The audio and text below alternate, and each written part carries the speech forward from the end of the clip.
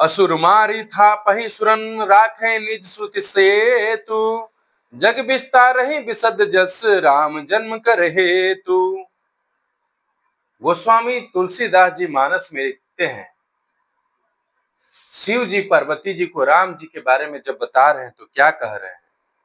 कह रहे हैं वे असुरों को मारकर देवताओं को स्थापित करते हैं, अपने वेदों और मर्यादाओं की रक्षा करते हैं, जगत में अपना निर्मल यश फैलाते हैं। प्रभु श्री रामचंद्र जी के अवतार का यह कारण हो। सोई जस गाई भगत भव तरहि कृपा सिंधु जन हित तनु धरहि राम जन्म के हेतु अनेका परम विचित्र एक तय एका। शिव जी कह रहे हैं उसी यश को गाकर भक्त जन भव सागर से तर जाते हैं। कृपा सागर भगवान भक्तों के हित के लिए शरीर धारण करते हैं। श्री रामचंद्र जी के जन्म लेने के अनेक कारण हैं जो एक से एक बढ़कर विचित्र है। जन्म एक दुई कहूं बखानी सावधान सुनी सुमति भवानी द्वारपाल हरि के प्रिय दो जय अरु विजय जान सबको। मानस में गोस्वामी जी लिखते हैं शिव जी कैसे बता रहे हैं प्रभु श्री रामचंद्र जी के बारे में माता भवानी को।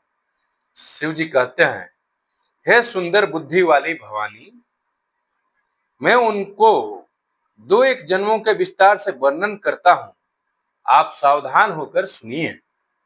श्री हरि के जय और विजय दो प्यारे द्वारपाल हैं जिनको सब जानते हैं। विप्र श्राप ते दुनों भाई तामस असुर देह तिन्ह पाई कनक कनक सीप और हाट कलोचन जगत विदित सुर पति मद मोचन।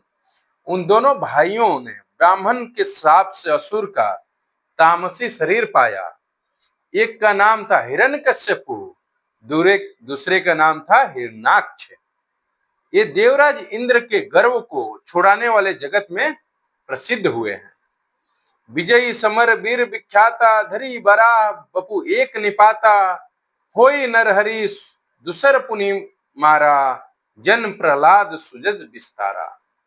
शिव जी पार्वती जी को राम जी का कथा सुना रहे हैं और कह रहे हैं वे युद्ध में विजय पाने वाले विख्यात वीर थे।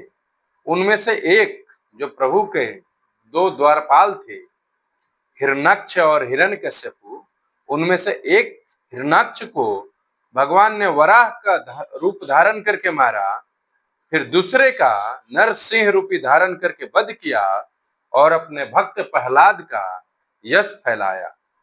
भय निशाचर जाइत ही महावीर बलवान कुंभकर्ण रावण सुभट सुर विजय जगजान।